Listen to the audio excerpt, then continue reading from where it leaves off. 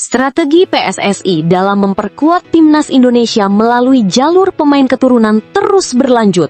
Setelah gagalnya timnas Garuda di Piala AFF 2026, skuad Garuda secara konsisten memantau kembali sejumlah talenta yang berkarir di kompetisi Eropa maupun Liga Internasional guna menghadapi agenda-agenda penting tingkat Asia maupun internasional demi target lolos ke Piala Dunia 2030 nanti.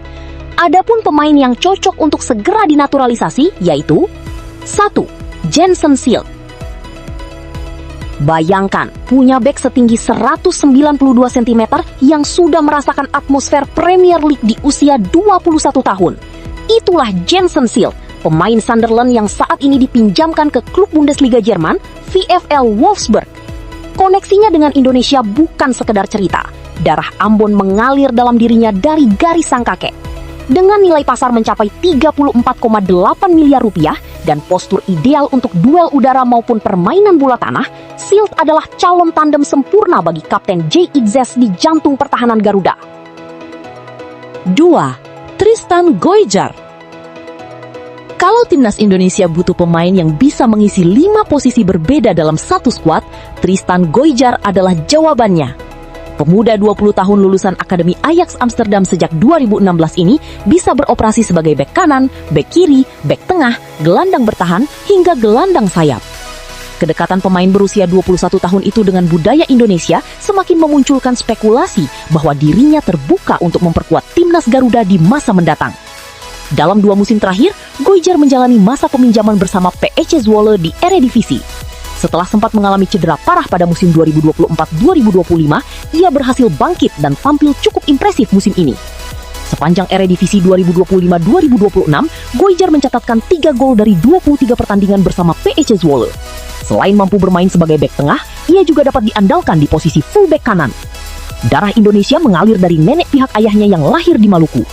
Fleksibilitas taktis Goijar sangat relevan untuk sistem John Hartman yang kerap butuh pemain serba bisa. 3. Dian Zandbergen. Satu hal yang membuat Dian Zandbergen istimewa dibanding banyak nama lain, yakni dia sendiri yang aktif ingin bela Indonesia. Striker VVV Venlo berpostur 188 cm ini sudah menjalin komunikasi langsung dengan pihak PSSI. Performa di lapangan pun tidak bisa diremehkan. Sepanjang musim 2025-2026, Zandbergen mengemas 15 gol dari 35 penampilan di Eerste Divisie, kasta kedua Liga Belanda. Angka yang membuktikan naluri golnya sangat tajam. 4. Demiane Agustien. Namanya mungkin belum sepopuler JXS di telinga publik awam, tapi di kalangan pengamat sepak bola dunia, Demiane Agustien adalah salah satu gelandang muda paling menjanjikan di Eropa saat ini. Di usia 18 tahun, ia sudah menjadi bagian dari Akademi Arsenal yang terkenal sangat selektif, bahkan sempat mencetak gol debut untuk timnas Belanda U19 kontra Prancis. Ayahnya, Kemi Agustien, sendiri adalah mantan pesepak bola profesional yang merumput di Liga Inggris bersama Birmingham, Crystal Palace, Swansea, dan Brighton. Naturalisasi Agustien bukan sekedar menambah pemain, ini investasi jangka panjang yang nilainya bisa jauh melampaui satu turnamen. 5. Laurin Ulrich. Pemain ini bukan pemain biasa. Gelandang berusia 21 tahun yang kini dipinjamkan VfB Stuttgart ke FC Magdeburg tersebut telah memiliki pengalaman memperkuat timnas Jerman kelompok umur. Laurin tercatat pernah membela timnas Jerman U17, U19, hingga U20.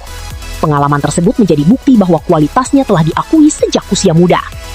Laurin Ulrich ini tidak main-main.